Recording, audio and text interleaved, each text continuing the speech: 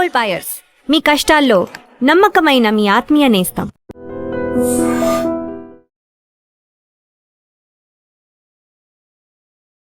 నమస్కారం, మీరు చూస్తుంది ఐడ్రీమ్. నేను మీ కీర్తి. నాతో పాటు ప్రముఖ ఆస్ట్రాలజర్ బ్రహ్మశ్రీ గోరుగుంట్ల సురేష్ బాబు గారు ఉన్నారు. వారితో మాట్లాడి ద్వాదశ రాశుల వారికి ఈ జూన్ మంత్ అంతా ఎలా ఉందో తెలుసుకుందాం. నమస్తే అండి. కీర్తి గారు నమస్కారం అండి. సో ద్వాదశ రాశుల వారికి జూన్ నెల ఎలా ఉంది అంటే, ఇంతకుముందు మనం గురు మార్పు గురించి తెలుసుకున్నాము. వివిధ రాశుల వారికి ఎలాంటి ఎఫెక్ట్స్ వస్తున్నాయి, ఎవరు ఎలాంటి రెమెడీస్ని ఫాలో అవ్వాలి తెలియజేశాం కదా. సో ఆన్ ది హోల్గా జనరల్గా ఈ మాసం రాశి ఫలాలు తెలుసుకుందామండి. సో ఓం గం గణపతియే నమః. స్వర్ణలక్ష్మి నమస్తే అస్తు. పరబ్రహ్మ స్వరూపిణి రాజ్యం దేహి ధనం దేహి సర్వకామాంచ దేహి మే. ముందుగా 12 రాశుల వారందరికీ స్వర్ణలక్ష్మి అమ్మవారు యొక్క కృపా కటాక్షం దొరకాలని, తద్వారా ప్రతి ఒక్కళ్ళు ప్రతి నిమిషం నవ్వుతూ హ్యాపీగా ఉత్సాహంగా ఉండాలని, అంతేకాకుండా ప్రతి ఒక్కరికి శోభాయమానంగా ప్రతిదీ వాళ్ళ చుట్టూ వాళ్ళ కళ్ళతో చూసే ఒక గొప్ప శక్తి వాళ్ళకి కావాలని, అంతేకాకుండా రాజ్యాధికారం, ప్రతి ఒక్కళ్ళకి ఒక అధికారం, పవరు, స్టేటస్, దర్పం అందరూ ఉండాలి కదండి. మనిషి జన్మ ఎత్తిన తర్వాత అన్నీ ఉండాలి కదా. వీటితో పాటు విపరీతమైన ధనంతో పాటు ఇంకా వాళ్ళకి ఇష్టకామ్య సిద్ధి, వాళ్ళ మనసులో ఏవో ఉంటాయండి రకరకాల కోరికలన్నీ కూడా తక్షణమే అమ్మవారు నెరవేర్చాలని చెప్పేసి, ఈ 12 రాశుల వాళ్ళకి చక్కగా శుభంగా ఉండాలని చెప్పేసి, ఐశ్వర్యవంతంగా ఉండాలని చెప్పేసి మనం కోరుకుంటూ చక్కగా ఈ 12 రాశులు ఎలా ఉందో చెప్పుకుందాం. 12 రాశులకు వెళ్ళబోయే ముందు ఈ మాసం ఒక విశిష్టత, ఈ మాసంలో రాబోయే ప్రముఖమైన రోజులు ఏమైనా ఉంటే ఒకసారి గుర్తు చేసుకుందామండి. చాలా ఉన్నాయండి. ఒక్కొక్క మాసం తీసుకుంటే మన ఈ క్యాలెండర్ చాలా బ్యూటిఫుల్గా అంటే మనం అన్నీ చెప్పుకోం ఇక్కడ. బట్ కొన్ని వచ్చేటప్పుడు జనాలకు తెలిసినంత వరకు చూస్తే అధిక మాస జ్యేష్ఠ మాస పౌర్ణమితో స్టార్ట్ అయ్యి మనకి నిజ జ్యేష్ఠ మాస పౌర్ణమితో ఈ మంత్ అంతా ఎండ్ అవుతుంది. అంటే 2 పౌర్ణముల మధ్య ఈ టోటల్ మాసం అంతా ఉందని చెప్పుకోవచ్చు. ఇందులో దీనితో పాటు వెరీ ఇంట్రెస్టింగ్ ఏంటంటే 2 శని త్రయోదశులు ఈ మాసంలో వస్తున్నాయి. నాకు బాగా గుర్తు, లాస్ట్ ఇయర్ ఒక 4-5 months ఒక్క శని త్రయోదశి కూడా లేదు. ఎవరికైనా రెమెడీస్ చెప్దామంటే ఈసారి 2 శని త్రయోదశులు రావటం వెరీ ఇంట్రెస్టింగ్ పాయింట్.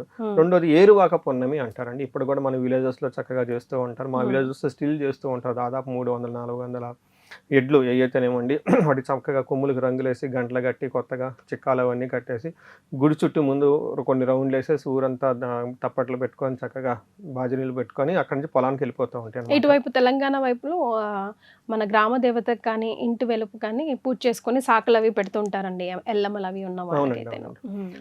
అంటే ఎక్కువగా గ్రామ దేవతలకు ఎక్కువ పూజలు చేస్తారండి. మొదటి నుంచి మనకున్న ఆచారం అది.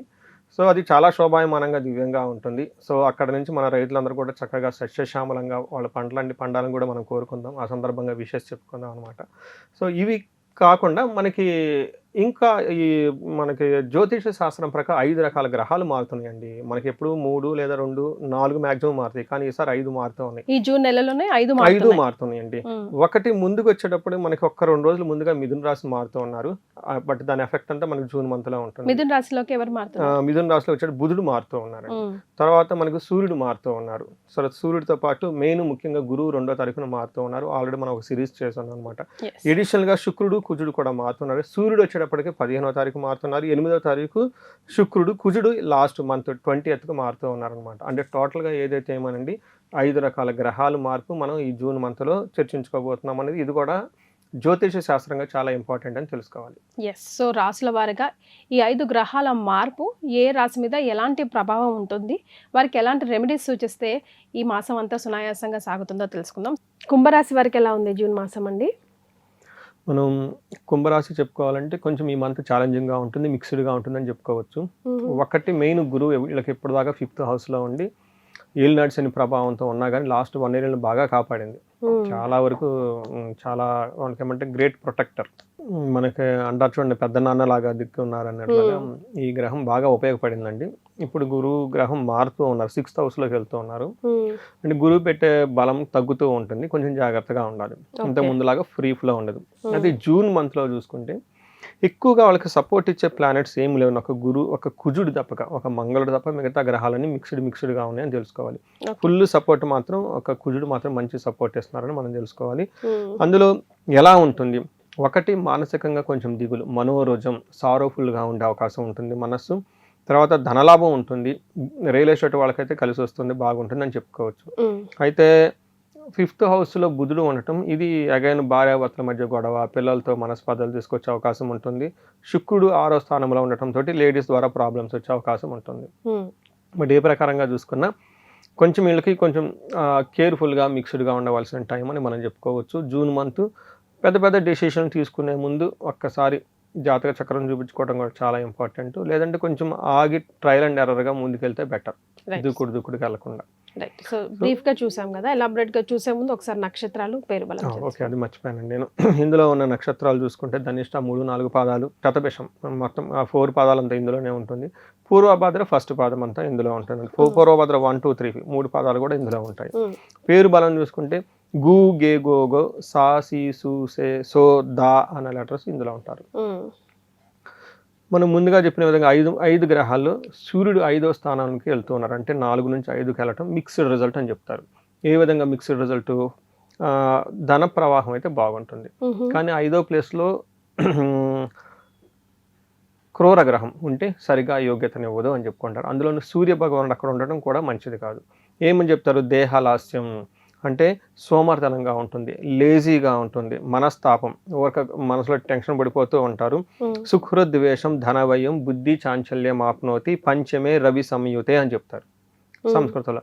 అంటే బుద్ధి చాంచల్యం మెయిన్. అంటే ఇవన్నీ సహజం అనుకుంటే, డబ్బు వస్తుంది పోతుంది, మనసులో దిగులు ఇది కామన్. బట్ మెయిన్ ఎక్కువగా చూడాల్సింది ఏంటంటే బుద్ధి చాంచల్యం అంటారండి. 5వ స్థానంలో క్రూర గ్రహం ఉంటే వాళ్ళు అవుట్ ఆఫ్ కంట్రోల్ వెళ్ళిపోతారు.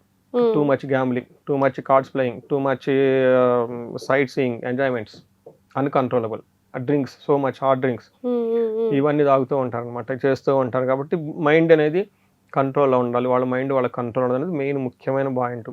ఈ టైంలో చాలామంది షేర్ మార్కెట్లో వద్దన్న ఇన్వెస్ట్ చేస్తూ కూర్చుంటారు. మీరు బాగా గమనించండి, షేర్ మార్కెట్లో బాగా లాస్ అయిన వాళ్ళకి 5th హౌస్లో ఖచ్చితంగా క్రూర గ్రహం ఉంటుంది వాళ్ళకి. అందుకని వాళ్ళు కావాలని ఏమంటారు, అదొక ఇంపల్సివ్ డెసిషన్, వెళ్ళి పెట్టకటకటగా షేర్లు కొనేస్తారు, రేపు ఎల్లుండి పోగొట్టుకుంటారు. ఇలా జరిగే అవకాశం ఎక్కువగా ఉంటుంది. కాబట్టి కొంచెం జాగ్రత్తగా ఉండటం ఎంతైనా అవసరం. అందులో బుద్ధి బలం కోల్పోవటం, ఇంట్యూషన్ అది స్ట్రాంగ్గా ఉండదు, స్ట్రాటజీస్ అనేవి ఫ్రేమ్ చేయలేరు. సో విజ్డమ్ అంటారు చూడండి, బ్లిస్, ఇది సరిగా ఉండదు అని తెలుసుకోవాలి. అలాంటి మంత్రసిద్ధి, అప్పటిదాకా బాగా దేవుడిని ఫాలో అవుతున్న వాళ్ళు సడన్గా మంత్రాలు వదిలేయటం, సంధ్యావందనం వదిలేయటం, ఏ రెగ్యులర్గా గుడిగా ఏ ముద్దులు అనుకోటి, ఈ టైప్ ఆలోచనలు వస్తాయి వాళ్ళు. అదే కుజుడు అగైన్ మంచి చాలా చక్కగా సపోర్ట్ ఇస్తూ ఉన్నారు. 3వ స్థానంలో కుజుడు ఉంటే ఏమవుతుందంటే it's a very good position. ఓవరాల్గా కుజుడు బెస్ట్ పొజిషన్ ఎక్కడైనా ఉన్నారంటే టోటల్ 12 స్థానాల్లో 3వ స్థానం అని చెప్తారు.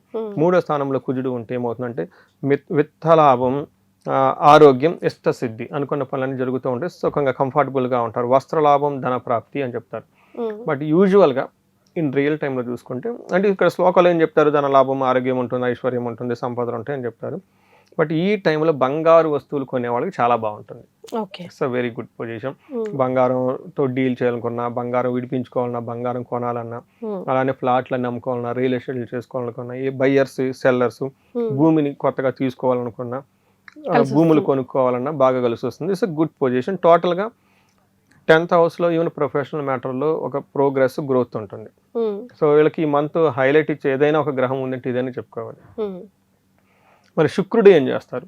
శుక్రుడు 6వ స్థానంలో ఉండకూడదు. ఎందుకంటే 6వ స్థానంలో అప్పులు, రోగాలు, రుణాలు అవి ఉంటే లేడీస్కి భయం కాబట్టి వాళ్ళకి అప్పులు వద్దని చెప్పేసి బాధపడుతూ కూర్చుంటారు. అందుకని శుక్రుడు వచ్చేటప్పటికి ఫెమైన్ ప్లానెట్, స్త్రీ శక్తికి సంబంధించిన ప్లానెట్. ఆయన పోయి అప్పుల్లోనూ రుణాల్లోనూ ఫైటింగ్లో పెడితే నచ్చుతుంది చెప్పండి, ఇబ్బంది పడిపోతూ ఉంటారు. కానీ ఈ టైంలో వాళ్ళకి విరోధ శత్రుపీడాంచ జ్ఞాతీనాంచ విరోధ ఆయాసో ధారా పుత్రై ద్వేష అని చెప్తారు. అంటే వీళ్ళు ఆ భార్య బిడ్డలతోటి గొడవలు పెడుతూ ఉంటారు. అంటే కొంత విరోధం, జ్ఞాతీనాంచ అంటే బంధువులతో విరోధం ఉంటుంది అని చెప్తారు. అంటే టోటల్గా వీళ్ళకి అవమానాలు, రుణ బాధలు, వ్యవహారాల్లో చిక్కులు, అపాయాలు జరుగుతూ ఉంటాయి అని చెప్తూ ఉంటారు. అయితే ఒక పక్క మళ్ళీ లవ్ కానివ్వండి, ప్లేజర్స్, తర్వాత మనకి వెకేషన్స్, అలా వెకేషన్కి వెళ్ళటానికి శుభకరమైన ఖర్చులు అయితే బాగా చేస్తారు. దేవాలయాలు తిరుగుతాం, ఇవి చేస్తూ ఉంటారు. బట్ శుభకరంగా చక్కగా చేసుకుంటారని మనం చెప్పుకోవచ్చండి. రైట్. సో నక్షత్రాల ప్రకారం కుంభరాశి వారికి ఎలా ఉంటుందండి? కామన్గా అందరికి 3 నక్షత్రాల వాళ్ళకి ఎవరెవరు ఉన్నారు, ధనిష్ట, శతభిషం, పూర్వభద్ర. ఇందులో కుజుని వల్ల ప్రతి ఒక్కరికి గొడవలు అయ్యే అవకాశం ఉంటుంది. కుజుడు వీళ్ళకి ఇందాక దాకా బాగుందని చెప్పుకున్నా కానీ బట్ నక్షత్రం ప్రకారం గొడవలు కూడా తీసుకొస్తూ ఉంటారు. బుధుని వల్ల వీళ్ళకి బంధించబడినట్లు పరిస్థితి ఉంటుంది. అంటే బాగా ఈ గ్రహాలు మార్పు వల్ల అయితేనేమి వాళ్ళకి చాలా సందిగ్ధత వస్తుంది, ఒక కన్ఫ్యూజన్ ప్లేస్లో వాళ్ళు ఇరుక్కొని ఉంటారు. ఎట్లా వెళ్ళాలో అర్థం కాదు.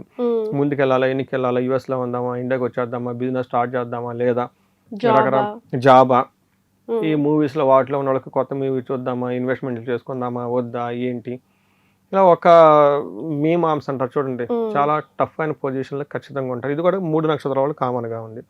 అయితే ధనిష్ట నక్షత్రం వాళ్ళకి ఇందాక చెప్పుకొని ఈ 2 కాకుండా జయప్రదంగా ఉంటుంది, ధనప్రాప్తి ఉంటుంది, హెల్త్ కాంప్లికేషన్స్ ఉంటాయి, జాగ్రత్తగా ఉండాలి.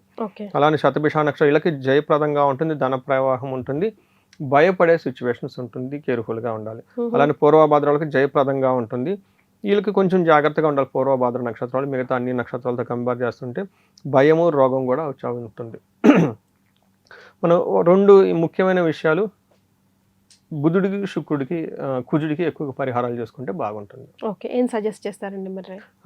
ఒకటి, ఎప్పుడైతే ఈ టోటల్ ఈ రాశి వాళ్ళకి బంధించబడినట్లు పరిస్థితి ఉంటుంది, అది కూడా కొంచెం సీరియస్గా ఉంటుంది, దాని కూడా గొడవలు కూడా అవుతూ ఉంటాయి. కాబట్టి ఒక్కసారి వీళ్ళు విష్ణు ఆలయాలకు విజిట్ చేసుకోవటం చాలా మంచిది. అక్కడ ముఖ్యంగా ఆంజనేయ స్వామి, రాములు వారు ఉన్న గుళ్ళు చూసుకుంటే చాలా బాగుంటుంది.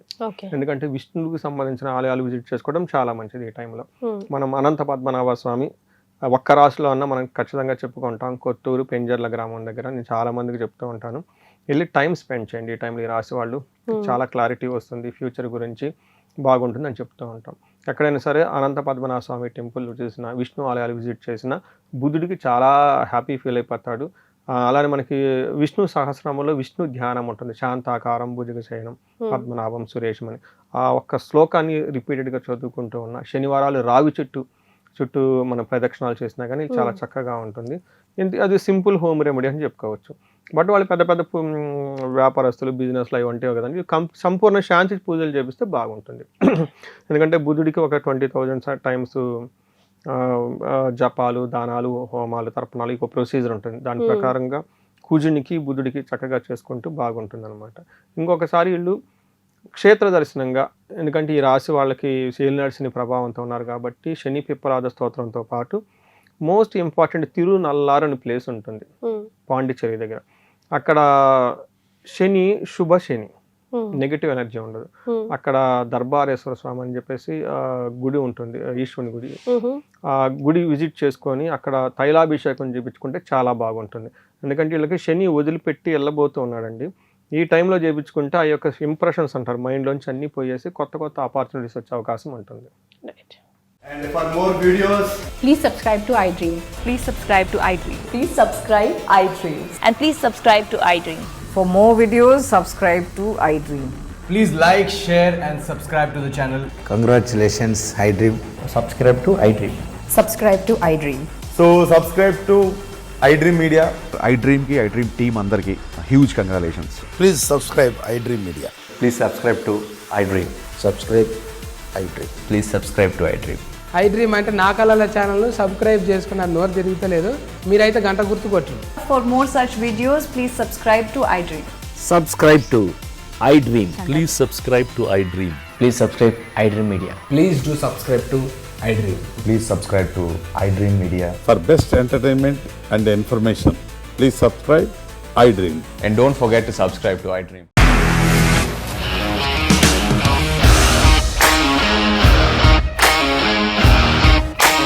ఇండస్ట్రీలో కమిట్మెంట్ ఇష్యూస్ వస్తే నీకు కూడా వచ్చినట్టు మార్నింగ్ తీసుకెళ్ళాలంటే కొద్ది పడేసాడు.